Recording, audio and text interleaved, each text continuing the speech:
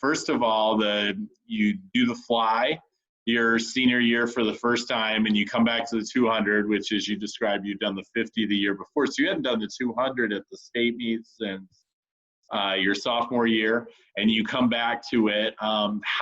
What was your lifetime best going into the high school state meet? Because obviously you'd come way down from 139 from 2 years earlier. What had you been at that point going into your senior year?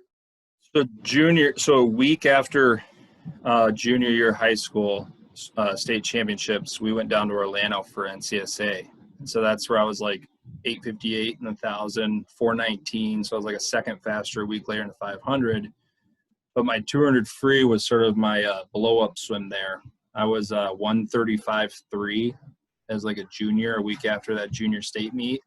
So yeah, my best time heading into senior state meet was a 135.3, which was like, yeah, the junior record at the time and everything else.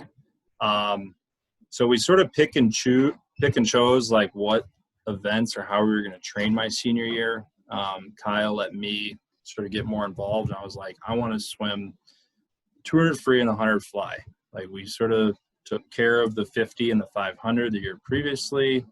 Like, we can swim the 50 and the 100 leading off the free relays at state. Butterfly's always been, a really, really strong stroke of mine. I mean, with my mom, we used to do 10 500 IMs on 6 minutes, where every single one started with a 200 butterfly. And butterfly, the catch, the pull, it's very, very similar to some of the mechanics with freestyle. And so we had fun that year. We got a little late start on training, but I knew I was more than capable of breaking Morgan's record. What was his record? 35.8, right? Yeah, so I guess I had it from the previous year, not technically. So, I put it on the line again, and honestly, it's sort of a similar story to the 500 the previous year. It's like I trained and raced to the best of my ability, but as I learned so much down at Texas, training with Olympians and Eddie Reese, it's like you look back and I could have swam these races a lot smarter. So, but no, that meet was incredible. I wasn't happy until after the 100 fly, because the 100 fly was not anything that I expected. I had no idea how fast I was going to be able to go in that. But yeah. So let's look at the fly rankings since you just came up here. So I put you third.